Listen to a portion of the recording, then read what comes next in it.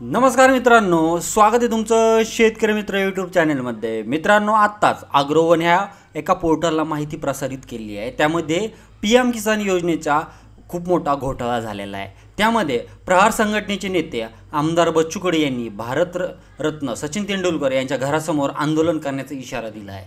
यावरून ते सध्या चर्चेत असताना आता थेट त्यांनी PM किसान योजनेबाबत प्रश्नचिन्ह उपस्थित केलं आहे। कडू यांनी यावेळी PM किसान योजनेच्या घोटाळ्याची शक्यता असून राज्यातील शेतकऱ्यांना मिळणारा PM किसान योजनेचा पैसा दुसऱ्या राज्यात जातोच कसा असा सवाल उपस्थित केला आहे। यामुळे राज्यात सध्या उलटसुलट चर्चा रंगली आहे। तर मित्रांनो, PM किसान योजनेच्या घोटाळ्याची शक्यता व्यक्त करताना बच्चू कडू यांनी अमरावती जिल्ह्यातील अचलपूर तालुक्यातील 82 शेतकऱ्यांचा हवाल दिला आहे। तसेच बच्चू कडू यांनी या शेतकऱ्यांना PM किसानचा पैसा जम्मू काश्मीरला गेल्याचं म्हणताना ते गेलेच कसे असा सवाल देखील त्यांनी केला आहे। आता याबाबत संबंधित शेतकऱ्यांना 2 वर्षापासून तक्रार करूनही त्यांना पैसे मिळालेले नाहीत।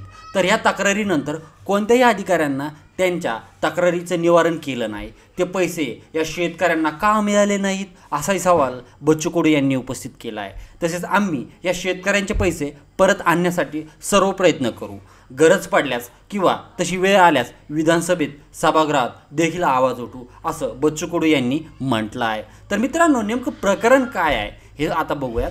अमरावती जिल्हा अचलपूर तालुक्यातील शहापूर येथील 82 शेतकऱ्यांच्या अद्याप PM किसान योजनेचा लाभ मिळालेला नाही।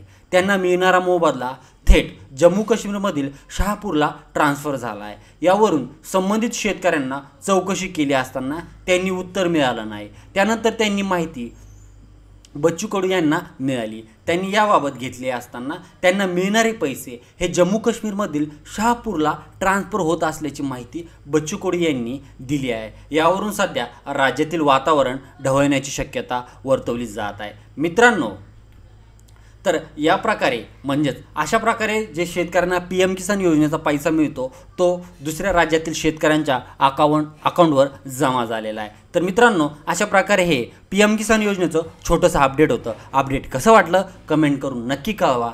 धन्यवाद।